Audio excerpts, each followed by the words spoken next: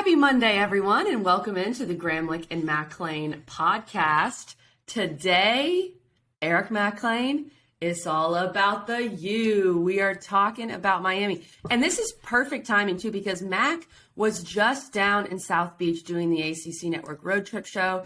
And so he's got all the intel in the world. Mac, you look a little tan. You look like you enjoyed your time in South Beach. Don't get tan confused with burned and roasted, right. Being in the sun red for hours and, doing a little TV. But it was so much fun. Love South Beach. It was great being down there. Always enjoy our time. We went to this really awesome restaurant called Komodo. So if you're ever down there calling a game or anything like that, you need to go. It's a vibe. It's an experience. You never know who you might see, what you might be doing while you're there. It's a cool place with unbelievable food. Very, very good. A South Beach vibe. Yes. Is that what I'm getting? Listen, the first time I went there, EJ and I were sitting right next to Drake. So Are you serious? Yes. That's the type of deal that it is. Get out of here. Okay, so this is go. What I'll go, but maybe you can talk to EJ and have him cover the bill because it sounds like this place is a little expensive. We can take care of you. We can take care of you. Well, Mac learned a lot down in South Beach, and we're going to get into all of that after we talk with the new head man from Miami. Let's get into this. We really appreciate his time. Let's talk with Mario Cristobal. Coach, welcome into the podcast. Really appreciate you joining us. I know you're all over the place, but thank you for some time today. Well, thank you for having me. Appreciate you. I've got to tell you, Coach, the research that I've done, and this is extensive. I've texted reporters. I've texted people within the program. I'm trying to figure out, what does this guy do for fun? And it seems like it's all ball all the time. I mean, and I know specifically right now, given the situation, it's been recruiting, spring ball, months and months of this stuff going forward. But do you have any trips planned? Have you been able to breathe and have a little fun? I mean, I enjoy this stuff. Again, maybe I'm ultra boring. Maybe that's it. We'll do something with the family at some point in time, but I don't love the off season as much as maybe some other people do. But I do love time with my family. So that's something that you don't compromise. But there's so many things to do, and then it's so exciting right now. The momentum is strong. It's very real. There's so many people that are just really investing every ounce of what they have in them to help this program accelerate its course to where it needs to be. And so we know we have work to do, and we're excited about it. Coach, we know that momentum is real. I mean, we hear it. It's only June when we're recording this, and people are talking about Miami. Can you give us a few examples, maybe things that you've heard around South Florida or some alums that you've interacted with that have made you think, okay, people are really excited to have me and my staff down here? Oh, yeah. Well, being born and raised down here, everything from Little League baseball to high school football to college football, my entire life took place within about a 4 square mile area. So, wow. I've run into my Little League baseball coach. I've run into classmates. I've run into teammates. People that I've worked with, classmates. And the genuine enthusiasm right now, it's unbelievable. It's a really strong, intense wave of support, of juice and excitement. Mm-hmm. And our players feel it. We feel it. But I think everyone feels it because they know that we're working. They know that this is a very driven and humble operation and organization, and that we eagerly anticipate, the rigors that come with this process. So it's real. That's the best way to describe it. This is as real as it gets, and we can't wait for every bit of it. So it has sunk in, I think, is the vibe I'm getting from you. And if people are watching this on our YouTube channel, you have the big U on your T-shirt, on your collared shirt there, I should say. Growing up in Miami, playing at Miami, did you let yourself dream to this point? Did you let yourself dream, I'm going to be the head coach at the University of Miami? Well, this is in my blood. It always has been. But it was when I interviewed as a graduate assistant, and I was asked by Coach Davis, what do you want to do one day? I told him, I said, I'd like to be in your seat one day. But when you start coaching, it's a vocation. You fall in love with the profession. Those dreams they're not part of your process anymore, because your whole process is geared towards giving your best to all these young men and finding a way to, really impact them. That's often thrown out there. I want to affect the young man. Well, there's that, and there's truly investing in them, right? There's collecting talent, and there's investing in young people. Two completely different concepts. And I was always taught, and I was raised by awesome parents, may they rest in peace, to always invest in people. And so that's what I've been doing for the past 24 years, 25 years. I've been away a long time. So when it actually happened, at some point in time, it will be felt, it will sink in that, yeah, it was a tremendous dream and a goal, but it still starts with the vocation of being a football coach and a teacher.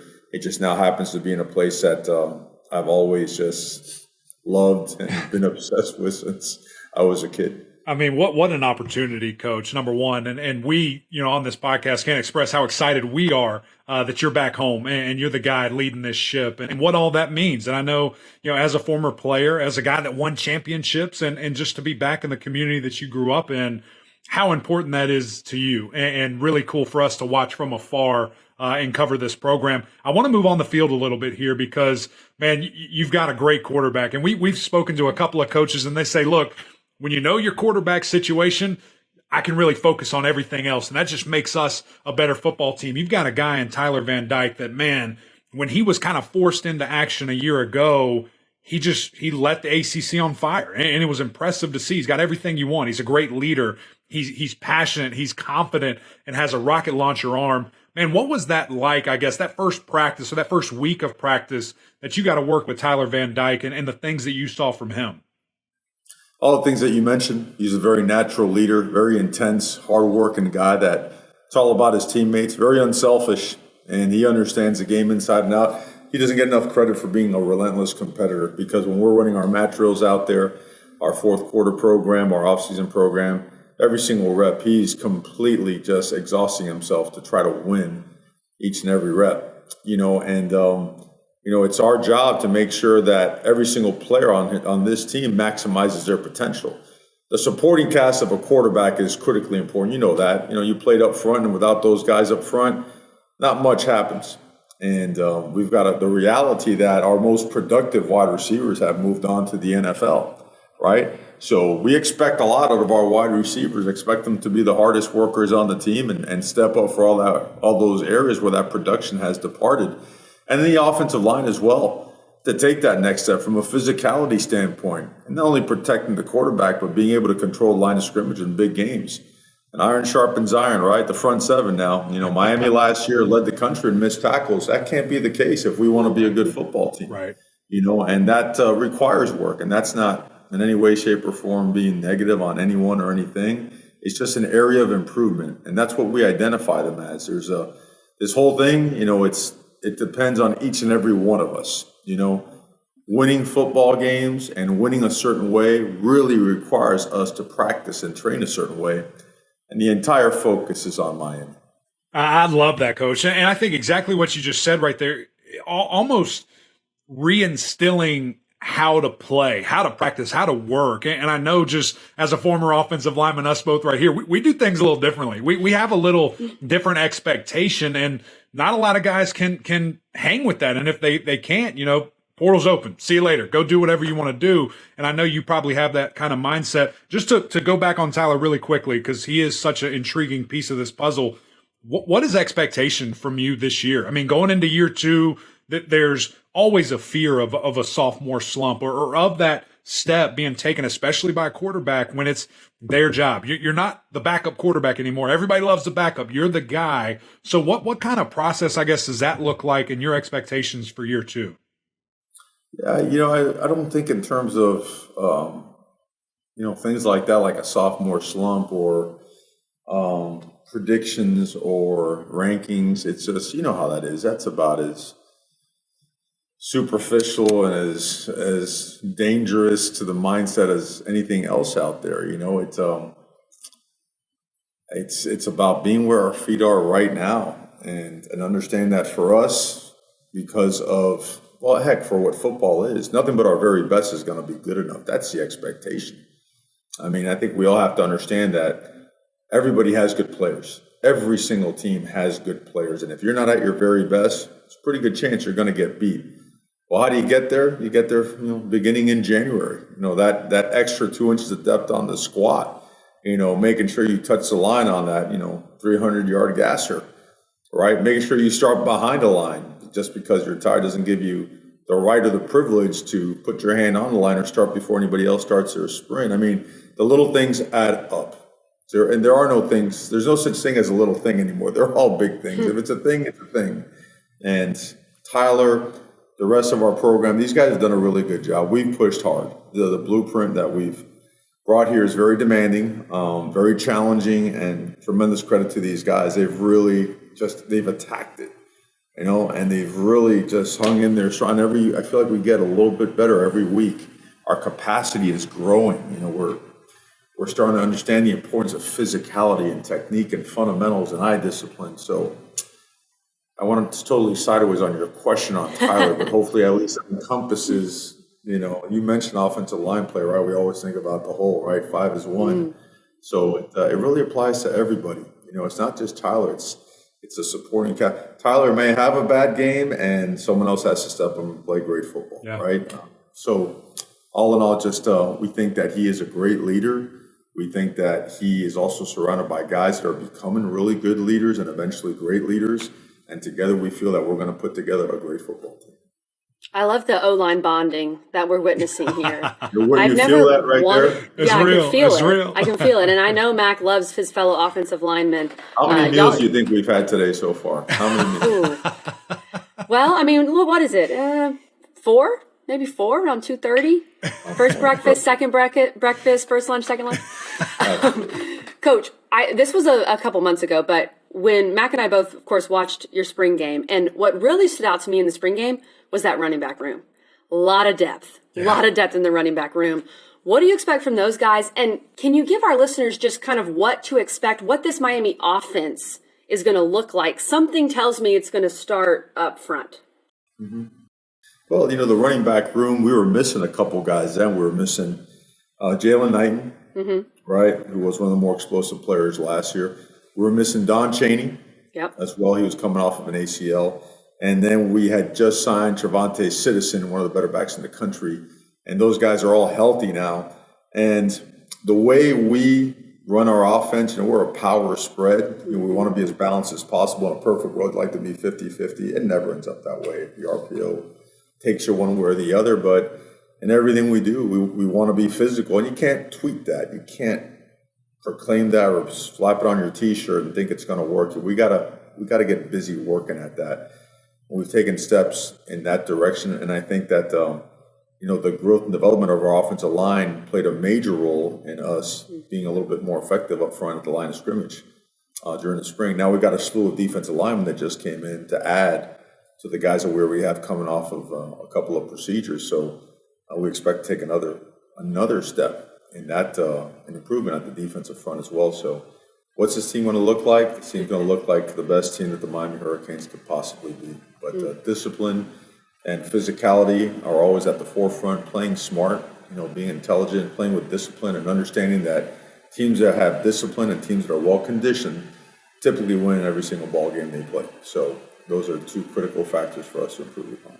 You got me fired up over here, Coach. I mean, I'm about to have a wall right here. I'm about to run through it. I'm excited about the season. We're going to let you go here. I want to ask one more thing on the defensive side of the ball. You brought it up a couple of different times. I think that, the standard that has been set years before wasn't really met these last 2 years defensively for Miami. And I'm sure you're the first to acknowledge that and to say that. How can guys like Leonard Taylor, like James Williams, and some of these other stars, and even some new transfers that you bringing in, really help to set that tone of what Miami football is supposed to be? These are really good guys that you mentioned. They're good guys. They're good people. They're talented players. And the best they can do, because I always like these opportunities whenever I get a chance to speak with the media. It's almost like an extra team meeting because all I'm going to do is echo the exact same things we talked about on the field today when it was about 110 out there, after just having an unbelievable session, is that they have to allow themselves to get pushed, right? And they have to step up to the challenge and meet and match that level of intensity. There's these games that we're playing, right? I mean, there's so many good teams in our conference, so many good teams, so many tough places to play at. And these fourth quarters, I mean, come on now, those slugfests, those 15-round, heavyweight battles, it's going to be a reflection of your off season. We're off to a very good we're started a very good off season. We're about halfway through, and for them, the combination of the off season, the fact that their bodies have to look way different in August than they did in January upon arrival.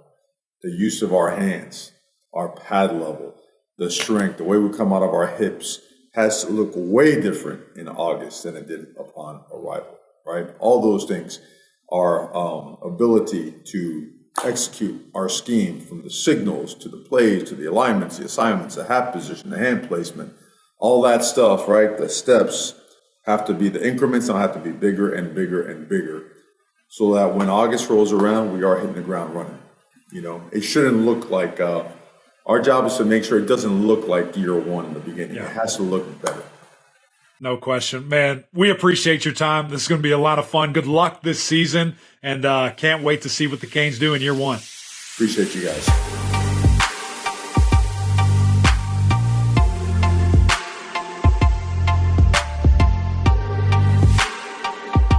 Thanks again to Mario Cristobal for joining us. I mean, this guy is all football all the time, so we know how valuable his time is to come on with us. And Mac was able to chat with him a good bit down at South Beach. We promised Mac's observation. So, Mac, tell us what it was like being down there at Miami's practice in the facility and all that. Yeah, man, it was intense. It was awesome. And I just think of, obviously speaking with Coach Cristobal and hearing his vision on various outlets and things of that nature is one thing.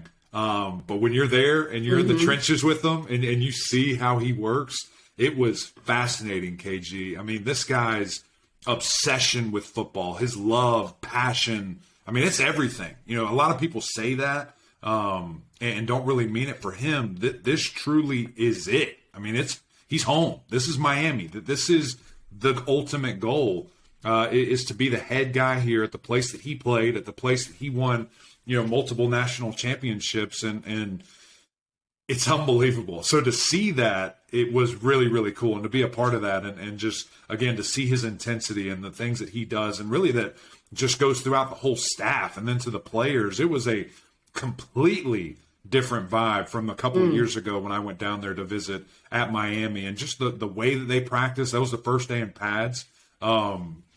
Which obviously comes with another level of intensity and physicality and things of that nature. But just the way that they got after it and the drills that they did, were unique, and things that, I hadn't really seen other places, and the emphasis on line play. I mean, it's funny, he's a head coach, but obviously he's an offensive lineman, a former offensive line coach. So, when they're doing one-on-ones, when they're doing inside, when they're doing anything, he's right there, and he's instructing these guys and teaching, and along with Coach Mirabal. So they do a great job of kind of splitting the guys, and one goes one way, the other goes the other. And it was just, man, I couldn't, if I was a recruit, and especially an offensive line, and I was talking to that guy, I don't know how you don't commit. I mean, I don't. Wow. It is nuts, seriously. And I would love to play for that guy for 3, 4, 5 years, whatever it is. And so, KG, it was a lot of fun. It was great to see, kind of scheme what they're going to do. And I'm not going to get into a bunch of those secrets because, I wouldn't be alive tomorrow. But it was cool to see. Can't wait to see the finished product. And then defensively, I think that there are some things that they need to do and continue to build depth. But, this unit, I think, is going to be head and shoulders better than it was a year ago, which, as you and I remember, I mean, if you were running a jet sweep, KG, they wouldn't have been able to tackle you a year ago. Yeah. Well, and Mario said that on our show. He said that we led the nation in missed tackles last year. I mean, he's very aware of that. Before we dive into expectations and talk win totals and all that, what were your interactions, your read on Josh Gaddis, Kevin Steele? I mean, both these guys are super experienced. They've had a lot of success at different places. Kevin Steele was Clemson's DC Mac's freshman year, so he knows Coach Steele pretty well. But what did you make of those two guys? Yeah, what was great is when we get to go down a day early and spend some time, we get to go to a practice and just interact with them off camera and totally in their environment. It's their comfort level. And so it was really great to talk with Coach Steele and Coach Gaddis after practice. And then, of course, we interviewed them during practice a day after that. But just sitting with Coach Gaddis and talking to him about the fit and the scheme and the things that he really, wants this team to be, it's ground and pound. I mean, he wants it to be a physical team. He wants to be this run first. We're going to line up and we're going to hit you right in the mouth mentality. And they've got the stable to do it. I mean, they have the bodies, they have the personnel.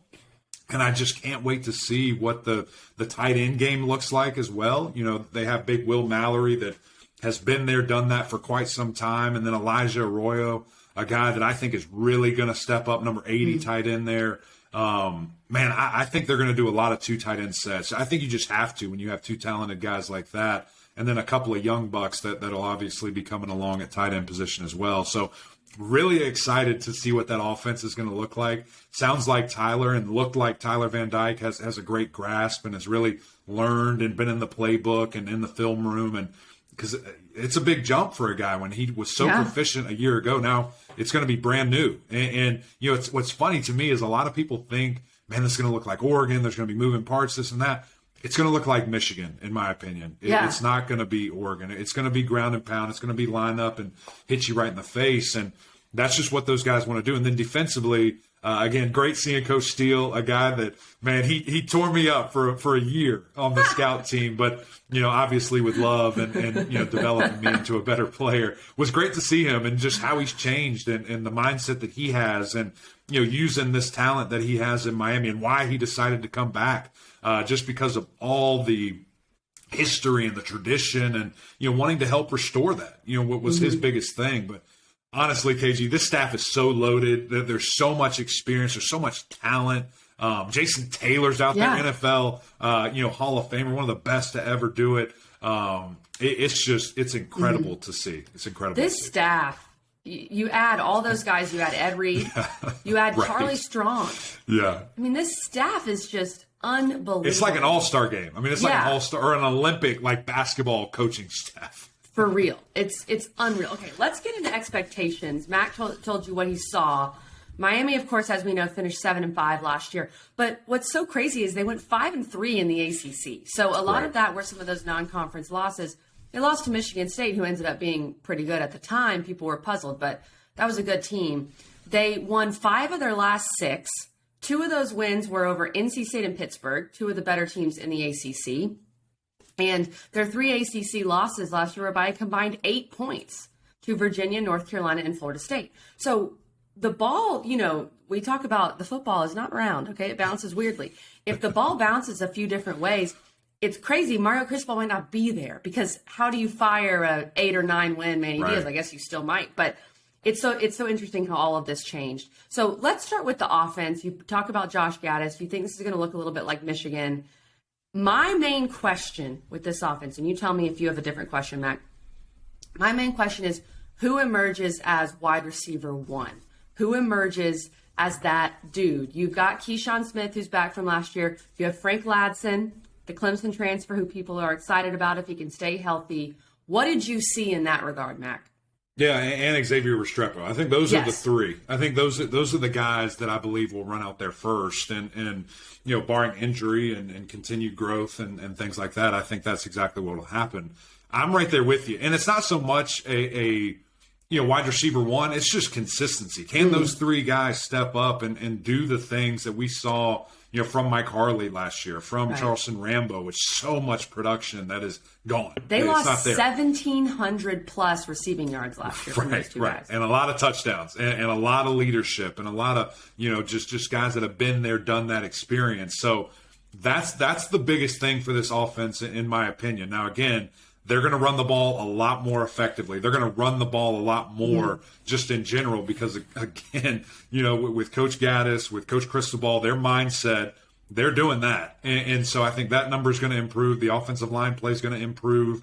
And so now it's that complementary piece. How does throwing the football look? And it's, I don't think we're going to see a lot of RPO. I think we're going to see more play action. I think we're going to see more of a pro-style offense. And so, because that's what they did at Michigan. So with all that in mind, it's okay. Who can step up? How well can we, help this guy out? But also don't forget the tight ends. I think that with those 5 guys, you're in a really good spot. And if all 5 of those guys can be, 300 plus yards and get to 40 touchdowns from the 5 of them, you're in a great spot. And the running backs, in the receiving game. So I think that they'll figure it out. You want to see consistency, but it starts with those 3 guys, and they just have to get it done. And you bring up the running backs. Jalen Knighton caught a lot of passes last year, too. So I think they'll use him in that regard. The running game, okay, this is a team that only averaged 127 rushing yards per game last year, 12th in the ACC. That has to improve just with the mindset, with the coaching staff, all that. But my other big question, Mac, is this offensive line. I know Zion Nelson is a star. What else did you see? Because you're talking about Cristobal is literally in there with these dudes. Right. He is an O-line coach. This O-line has to take a significant step, I would assume. Yeah, and he's going to get it out of them. He and Coach Mirabal, they're going to get it out of them one way or the other. And Zion, he was dealing with a little bit of an injury that came out actually before we were even down at camp. He had a little surgery, hoping that he's back before Texas A&M. You probably don't want that to be your first game back, right? But hopefully he'll be okay before the season goes. He's just a great-looking specimen. I mean, he really is. We saw him walking around and doing some drills outside of practice. Another guy that is maybe more impressive, and just remember this name 2 or 3 years from now, KG, is Jalen Rivers. He was at guard. He was at left tackle, number 64. He is a awesome-looking guy and was so physical. They were doing this double-team drill, and he was at left tackle. There's a tight end, left tackle, and then a defensive end. And you're basically doing a TED block, if you will. And so he takes a rock step inside and then lifts this defensive end up. And I'm just like, oh, my gosh. It's the most beautiful thing I've ever seen. And I think he's a sophomore. He's a redshirt freshman. So he got hurt the Michigan State game and was very promising. Then got hurt. So he's got 4 more years if he wants it. I don't think he'll last that long. Yeah. But, a guy that with this staff and with these guys, look out. It's going to be very impressive. I think we also saw, Ja'Kai Clark take some big steps, at the center position. And now it's just going to be filling those voids. If Zion comes back, does Rivers stay at guard? Do they move guys around? What does that look like? They're going to get the best 5 out there. And at the end of the day, that they are going to be drastically improved. And it helps. Just with the offense you're running, what did we see from Florida State? What have we seen from some of these teams that, haven't had great offensive lines in recent history? Just run the ball. Just go full, because the problem really arises in pass pro. Not that was these guys' case, but that's what we've seen. So now when you make that your strength, I truly think that we're going to see a big improvement from that unit. As you always say, it's much easier to go forward than backwards as an offensive lineman. Trust me, way easier. I love that you said it was the most beautiful thing I've ever seen. It was very impressive. It was impressive. You're such an O-line nerd. Okay, we'll talk about the schedule because you bring that up. I really like how this year, instead of opening with, Alabama, you open with 2 teams where you can really establish yourself. That is going to be so much better for this team, I think. Let's talk defense here. We know this defense has to take some steps. As we've said, I guess we'll say it for the 3rd time, led the nation in missed tackles last year. We'll stop saying that after this point. But you bring in Kevin Steele, and this is just a young defense. You're returning quite a few starters. You've got some high-level recruits that are in there that kind of need to emerge, like a James Williams and a Leonard Taylor. But they're young. They've got a new scheme, a new energy. In some ways, I think that new scheme, that new voice is just going to help in general. But I'm sure it was a lot of fundamentals, a lot of physicality. Is that what you saw? Yeah, it was get back to basics. Yeah. That was the biggest thing is we have to, start from the ground up and don't assume anything. And we're just going to teach these guys how to play football, how to hit, how to tackle, how to do the right tracking, how to be on the right line, the right reads. And so you saw a lot of that individual time. You saw a lot of that emphasis. And it translated to the field in team drills. It translated to the aggressiveness and, again, the physicality in these drills and on the goal line, and was actually it was 50-50, when they had success and versus when the defense stopped them. So that's what you want to see. I mean, that's the perfect situation. If you're a head coach and you don't want one unit dominating the other. And so the biggest thing for me, you mentioned that youth. They brought in a bunch of great transfers, a couple of guys from UCLA, a monster from West Virginia that I think is going to make a big-time impact on the D-line. And then another guy in Daryl Jackson that came from Maryland. He is just huge. He's like 6'6", 6'7", kind of like Gregory Rousseau, but just bigger, like, beefier. And so not saying that he'll translate to that, but just a guy that, man, you look out there and you see 6, you're like, whoa. That's a monster in the middle. And so I think what's going to happen, KG, is by bringing those guys in, and probably a unit that if you just looked at a year ago and what's left, there's a little concern. But now those guys are kind of coming in. It's going to revitalize that defensive line. I think and hope it's going to really push Leonard Taylor to take another step, because he has to be the guy. He has to be a superstar. And I hope that he's taken on that challenge, because he's probably a guy that has just been bigger, faster, stronger than everybody his whole life. And now there's a little bit of challenge there. And so do you go in the weight room? Do you go so much harder and emerge as that 5-star, as that dog that we think, you can be there? So interested to see this linebacking core. I would say that this is, I don't want to say concern, because obviously the context of that comes with, but just a unit to keep your eye on. I think they're young. I think it's not a lot of names that you quite know, but people feel good about them, I think, and filling some depth there, some issues that they'll have. And then the back seven, I mean, they're going to be good. They're young, but they're aggressive, and they've got some playmakers. And it's led by James Williams. I love that guy. Reminds me a lot of Isaiah Simmons in just his size and his the things that he can do, his versatility. It'll be interesting to see if he keeps getting bigger. Do they move him down in the box and make him a linebacker? But he's got great vision. He picked off Kenny Pickett to win the game, who was the first quarterback taken in the NFL draft. So it'll be interesting to see just how they grow. And then, of course, Tyreek Stevenson's, one of the best one of the best corners in the league. So that secondary is going to be good. The pieces are there for this defense. And Coach Steele seemed really excited about it. We know, special teams wise, that Miami has the oldest and perhaps the best punter in all the land in Lou Headley. So they feel pretty good there. I just had to shout out him. And Uncle Lou. How was Uncle Lou doing at practice? Was he talking to the kids? Listen, he was signing autographs. He was kicking the ball to outer space, and then it came back in.